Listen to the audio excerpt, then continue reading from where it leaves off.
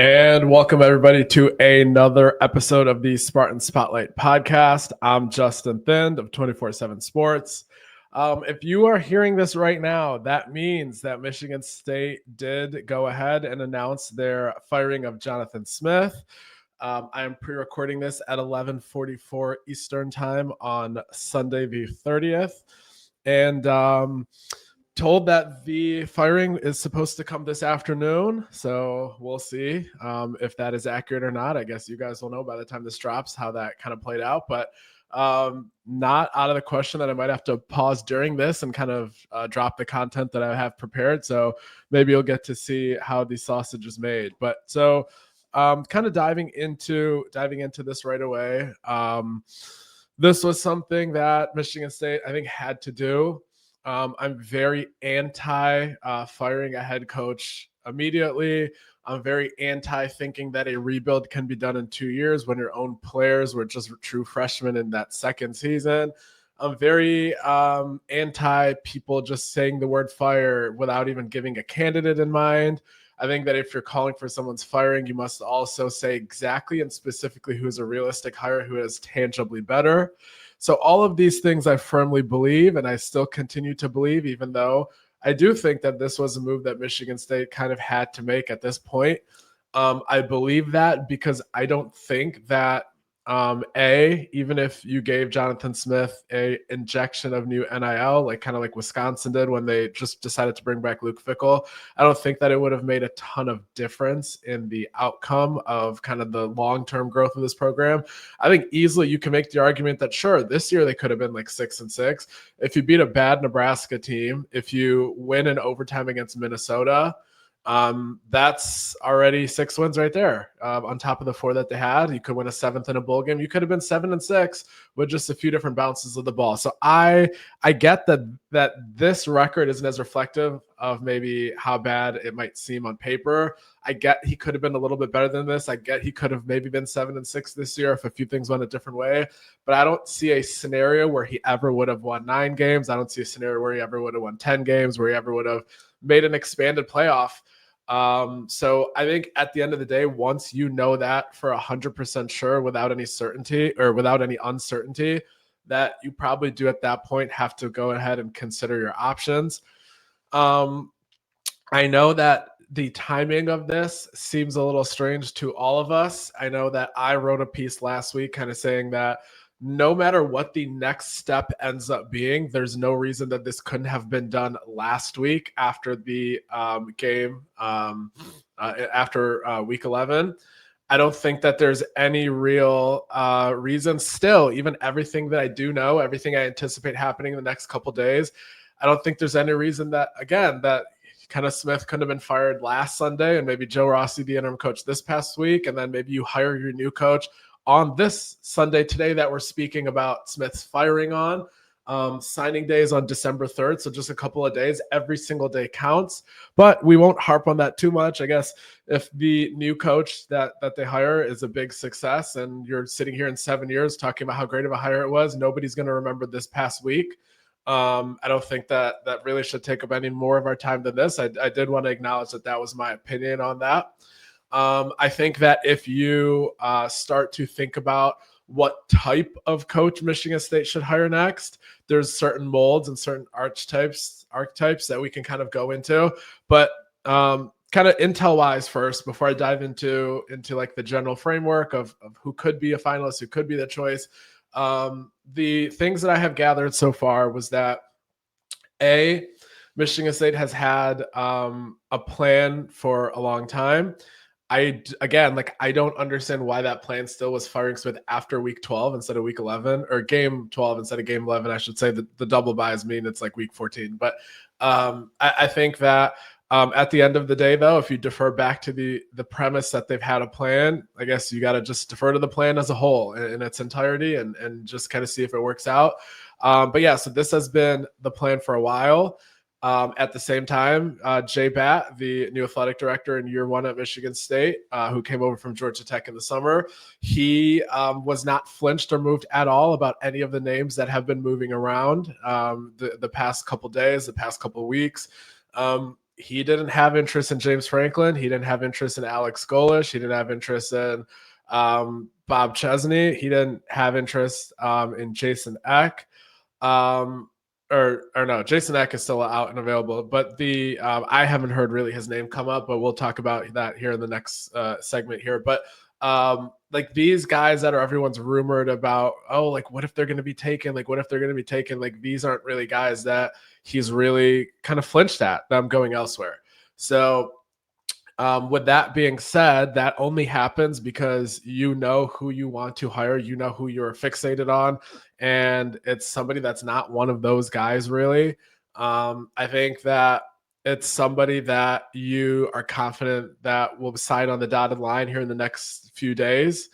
And it's somebody that you ultimately believe with every fiber of your being is the choice. And all your back channeling has led you to believe so. And obviously this person would have interviewed a couple different times. So really, I guess the way you look at it is, who could that be? That's kind of all we can do at this point right now. Obviously, like I'm hearing a lot of intel, I'm hearing a lot of stuff, but nobody's willing to go concretely say, yes, it is this person. Or no, it definitely is not that person.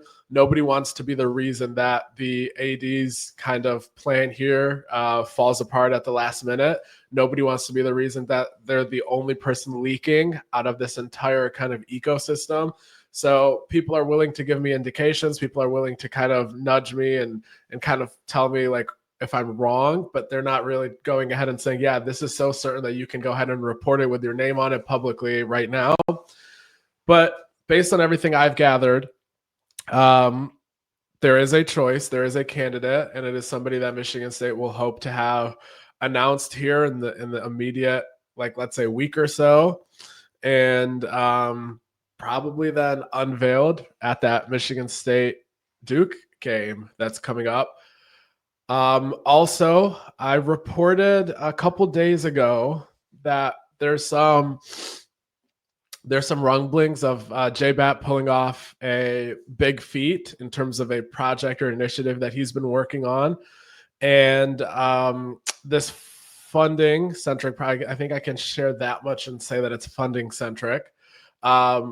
This is something that not came together at the last minute. So it has no correlation with the timing. There's no, oh, maybe they waited until this long to fire Smith instead of last week because they didn't know if they were going to have the money for the buyout. That's not the case. This donation is something that was planned. It is going to happen. And now they're just kind of waiting until the timing of the announcement of the donation, which I don't know what dictated that specific timing, but that's coming up here soon. And when they hire this new coach, the kind of buzz and like the marketing kind of from that kind of injection will be big. The new coach's staff pool will obviously be one that will set him up for success. And the new coach will have resources in the transfer portal, and the new coach will have a lot of funding from donors, because it is important to keep in mind that when a coach is not brought back, part of the calculus is that maybe people don't think that that coach would have an injection of NIL because the donors may not believe in that coach. I'm not saying in reporting the donors didn't believe in Smith. I'm just saying that you can logically assume that when Bat decided that Smith won't be able to turn it around, that would have likely been that would have been something that factored in. And the new coach, the guy that Bat is fixated on, you can assume safely that the donors will gladly hand over tons of money to said coach. So that factors in a ton into decisions like this. And with that injection, that announcement that would be coming up here soon in the next week or so with that project that Bat had been working on, that is going to play perfectly into the new coach's arrival. And there would be kind of some nice buzz when he takes over. So in terms of actually diving into who kind of fits the mold there, like who some of the names can be, I'll put Jason Eck's name out there just because, in my opinion, he's somebody that should absolutely be considered. Like I already kind of tipped my hand. I haven't really heard his name being brought up by Michigan State circles. maybe that's part of the plan. Maybe like it's a huge, big misdirect of nobody mentioning Jason Eck, and suddenly he comes out being the coach. I don't really anticipate that being the case, but just some paranoid back of the mind thing that enters your mind that could be a possibility. But so Jason Eck just won 9 games at New Mexico. New Mexico before this had 2 winning seasons since 2007, and their last winning season was in 2016. Eck is a phenomenal program builder. The fact that he did this in week 1 or year 1 at New Mexico after coming from the FCS from Idaho is just absolutely crazy. He was born in Wisconsin, went to high school in Wisconsin, played for the University of Wisconsin. He's a Midwest guy. The only thing is, again, he has a 1-year track record in the FBS, and not even his own alma mater was willing to roll the dice and hire him instead of keeping Luke Fickell. So I'm not going to sit here and say anyone that didn't hire him is an idiot, because everyone seems to be on the same side of this, if assuming Michigan State doesn't hire him, and I guess assuming some random other school doesn't come out and hire him. But I think he's somebody that I definitely would have looked very, very closely at. I guess also touching on that same theme of someone who I would have looked closely at, but obviously he can't be hired whatsoever now, is James Franklin.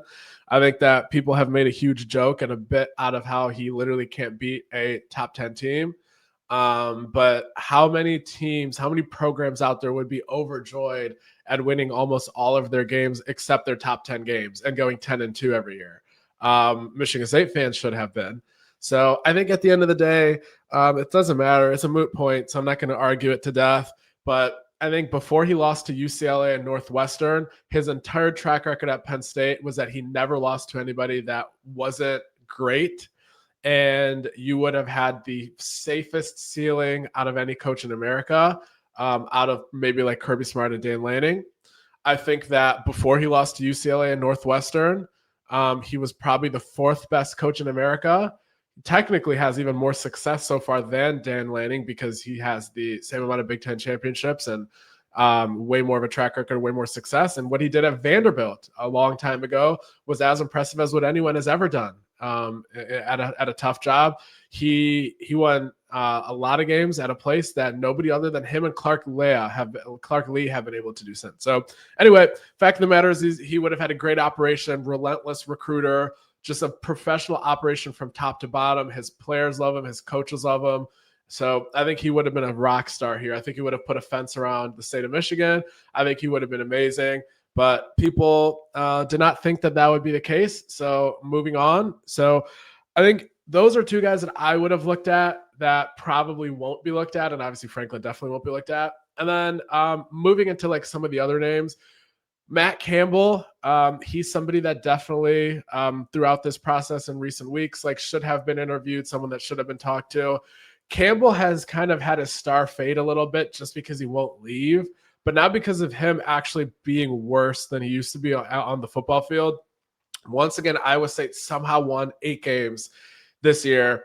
And in Ames, Iowa, that's very hard to do. And Matt Campbell continues to do it every single season, it almost seems like. And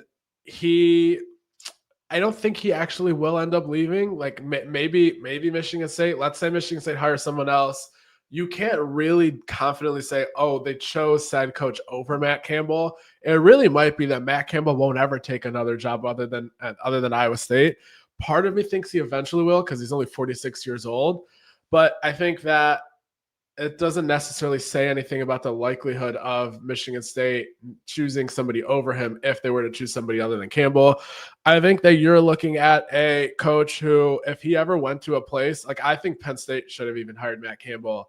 I think if you ever give him a place that has amazing facilities, brand name, and can recruit, I think he'll be a consistent playoff coach. So we'll kind of see when he finally does leave. We'll kind of see who hires him. But he's a name that definitely should be on this short list when you're trying to figure out who Bat's like key candidate could be. There's other names out there that people have mentioned, like a Brent Key, who I don't think there's any chance of. I was told back in, I think it was a couple days after the UCLA loss that Michigan State had, I was told that there's no chance Brent Key would leave his alma mater and also leave the Georgia recruiting area, and also, most importantly, almost leave the path to the playoff, which he still hasn't really taken advantage of, even though he's done better than anyone else at Georgia Tech in my memory, obviously. So can't knock him down there. But he's somebody that I don't think will ever leave, similar to like how Clark Lee, I don't think will leave Vanderbilt. Even though Lee has a harder path by far than Brent Key, but it's still his alma mater at Vanderbilt as well. So I think he's somebody that people have mentioned as like, oh, if there's secrecy, if they're waiting until this long, maybe it's the guy that Bat worked with before. Maybe somebody he doesn't need to have a long interview process with. Maybe it's somebody that he's in the playoff hunt, so he can't be seen interviewing. All of those things all make sense for why there might have been secrecy. I just can't see Key leaving Georgia Tech under any scenario, at least not this year. Maybe if he grows tired of it in 4 years or something like that. But that would stun me, but he's a name that should be mentioned when kind of thinking of who could fit the mold of why the process was done the way it was. Then the other name that people like already have been tweeting about and people have been posting on the message boards about, currently unemployed, but former Northwestern head coach Pat Fitzgerald. Very polarizing name. It's polarizing to me as well. I don't think it's for some of the reasons that people would gravitate to, like the scandal that got him fired and things of that nature. He was polarizing to me just based on his own resume. For his entire tenure at Northwestern, he was seen as a great overachiever, someone that won at a place that had really never won before. And all of that is 100% true. He has executed one of the best coaching jobs in modern college football history. The only kind of caveat to that is if you look at his last 3 full seasons, so not COVID. If you look at his last 3 full seasons and you look at the record there, they kind of reverted all the way back to what Northwestern was before he took over. I think that you kind of have to put stock in the fact that his resume after 2018 isn't something that you would be like, oh, yep, this guy has to be hired at Michigan State the second that he becomes available and the second Michigan State has an opening. So that's kind of the first thing I think of when I think about Pat Fitzgerald. I'm just being honest here. I'm not going to be kind of just hyping up people just because I think they might be in the mix. I want to give my honest opinion. So now that I've said that, I do want to touch on some of the positives here that if somebody were to hire Pat Fitzgerald, the premise that they would believe that the way he built the program requires way more of a special coach, a way more of a skilled program builder, a skilled evaluator, a skilled leader of men than somebody that maybe after like 16 years there, it took a step down. They might want to put way more focus on how in the world did he ever turn it into a winner than hold the last 3 full seasons against said coach. Fair enough. They might also want to look at the fact that if you can succeed at an underfunded institution that doesn't really get to recruit off their logo and their brand name, and then you say, okay, how could you do at a place that outside of 2021 and 2020 and 2017 has done literally nothing since the college football playoff appearance that they had under Mark D'Antonio, and who has to recruit in the shadow of Michigan, Ohio State, and Penn State. And you would say, okay, the fact that this coach succeeded at a place that was not even remotely easy to recruit at, not to mention the academic barriers, that must mean something. The fact that he was able to get NFL people in the door.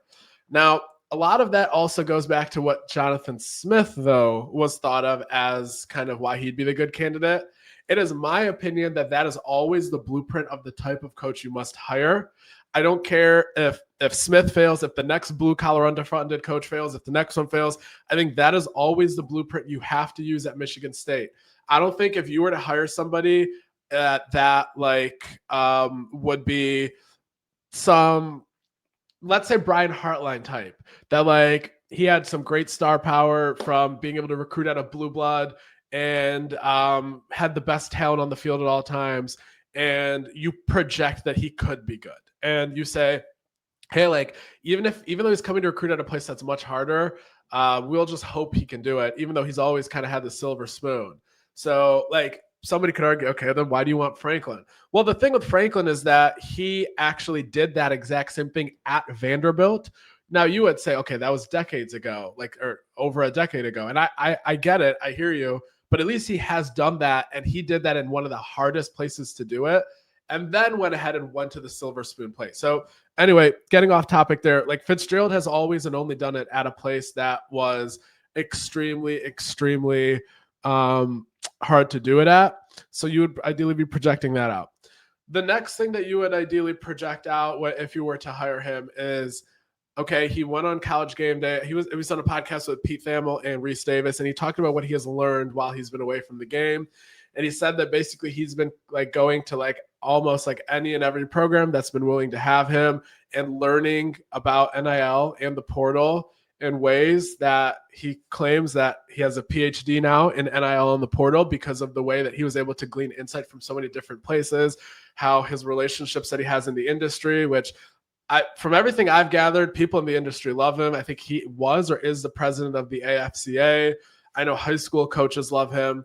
I think that if all of that, which I shouldn't say if it's true, I believe at this point from everything I've gathered that is true, if those relationships have allowed him to get insight from all facets of the game and has allowed him to have an understanding that maybe I worry about, like him not actually having coached a program the last couple of years, that maybe he might have fallen behind in this stuff. If you believe those things, then that offsets that sort of apprehension that you have. So you would hope that like I said, the winning at an under kind of overlooked place, you could say, winning or getting all this insight from all his vast contacts to now maybe have a more comprehensive NIL approach than maybe somebody that's sitting in their one program in their silo, not having the ability and luxury to talk to coaches all over the country because they're at one spot and they're competition. Those are two things. And then, hey, I think that I get the scandal with the hazing, and I get that kind of implies that you didn't know what was happening in your program. I get it. But the leader of men thing, proven over more than a decade in Evanston, when that sort of hazing thing was going on, like people were coming out of the woodwork to say that Pat Fitzgerald is a good guy, like all this stuff. I think that the leader of men thing is something that Michigan State needs, with kind of the presence that maybe Jonathan Smith didn't have. I think that they need somebody that is inspiring, someone that has the passion that you don't have to assume. With Smith, there was a lot of assuming just because, and I think it's a big telltale sign. I don't think it was nothing, but the sign of, okay, this guy left his alma mater in order to come all the way across the country to a new region and try to win because he didn't think he could win there and he desperately wants to win. That is all true. I don't think that you can discount that, but the fact of the matter is that was the last time any of us actually got a proven sign that he was a relentless, like cutthroat, winning matters kind of guy, because you didn't see it on the sidelines, and we're not at practice during the moments where that they would be kind of having that heated instruction. So I think the fact that Fitzgerald would have something like that, funny enough, like I kept hearing like on Twitter the whole time, like fire Smith, hire literally anyone that has a passion and it's an upgrade.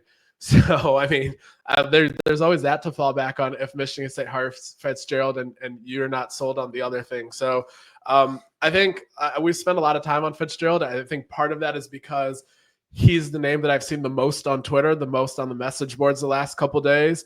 I think he's somebody that, if I've been reading the tea leaves closely on this, I found it very interesting that he was doing a media tour in like October and stuff, and like telling everybody like how he's ready to be back and all this, but then quietly he's receded back in November, almost as if he's gotten clarity and knows that, hey, I don't have to publicly audition anymore.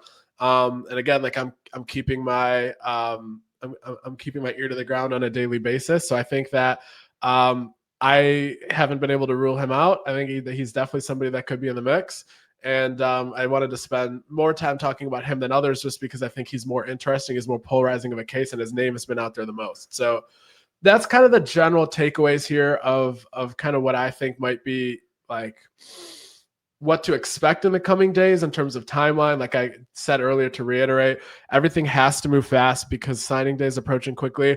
Now, luckily, the transfer portal doesn't actually kind of come into play until I want to say January 4th, but that I haven't looked that up in a couple weeks, so that could be wrong. But either way, it's a month out, so the portal is not going to be the issue. It's the signing day. It's the ability to have clarity for these high school kids that you have committed, who schools are still chipping away at. So you have to just kind of get some clarity there. But again, luckily, based on everything that I've heard, based on everything that I know about the process and the timing of it, yes, I still think they waited too long, but I know for a fact that there won't be a national search. I know for a fact that Bat has a specific guy that he's looking to finalize things with here shortly. And that whatever you want to say about how long it took, it should not take much longer than this based on everything that I know about where they're sitting at. So those are kind of all of the things in the near future. And then you kind of look out to maybe another week or so from now for that announcement on the financial initiative that Bat's been working on. That will be great, positive buzz.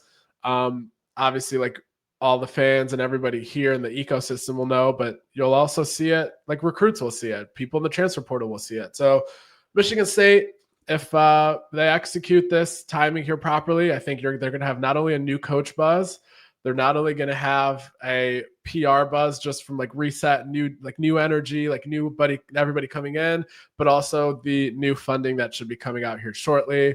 It's also important to note that like whoever Michigan State hires, obviously the new AD J-Bat will obviously like him a lot because he's making the hire. The president would obviously be all for the move, and Tom Izzo is not going to be ignored and cast aside in this process. So you're looking at a chance for full alignment from top to bottom at Michigan State between football, basketball, AD, and the president. That was not going to be the case with Smith, just because the AD that hired him was not the AD that was now controlling his employment.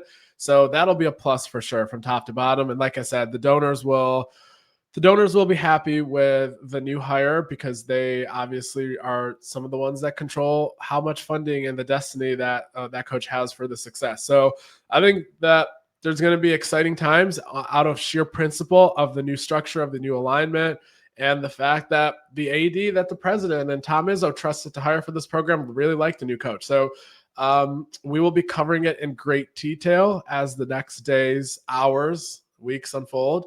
And I'll have all the details on the Shaw Lane VIP premium board on 24/7 Sports.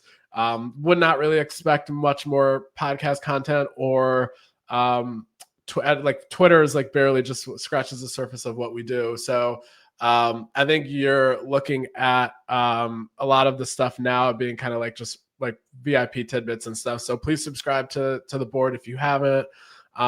We'll probably do one more episode right after the new coach is made official. But I think, yeah, other than that, please stay tuned to the Shaw Lane VIP board. I think that if you're looking for more of a deep dive on like what went wrong with Jonathan Smith, like all these kind of things, a lot of it still is pretty puzzling. There's not a lot of clarity to a lot of people on how this didn't work out.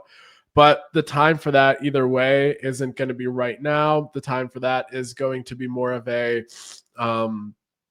I guess like more of the post-mortem will be later on when there's more downtime. Right now it's full steam ahead on kind of what the future of the program looks like, what the next steps are, how quickly they can get the new guys started, which recruits are going to stay, and all sorts of stuff in this manner. So looks like we did make it through pretty much this entire podcast. Now it's 12:13 Eastern time. So they still haven't announced this. So that's good. Didn't have to have a choppy interruption of me picking up my phone and tweeting stuff out. But definitely keep everything locked in. Let's stay locked into my Twitter for the coming days, but more so the Shaw Lane VIP board. And exciting times. I think anybody would agree that keeping Jonathan Smith for another year, having another offseason of Smith kind of being the guy in charge and same general personnel staff, even though I do think there probably would have been a staff change or two.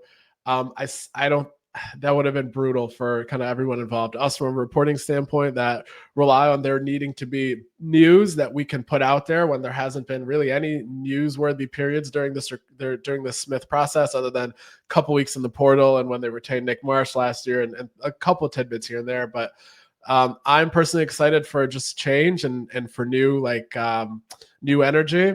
But beyond that, nobody can guarantee the outcomes or what would happen. But we'll continue to give you unbiased and kind of fair reporting in terms of what I truly believe. So I don't necessarily know if I'll say that I'm the most neutral person in terms of not having any opinions, just reporting only facts, no editorializing. Obviously, I think I'm very opinionated, but I'll never give an opinion that I don't wholeheartedly believe. So won't hype anybody up that I don't have full confidence in, but I will not just kind of have a boring, robotic news reporting, but no editorializing approach either.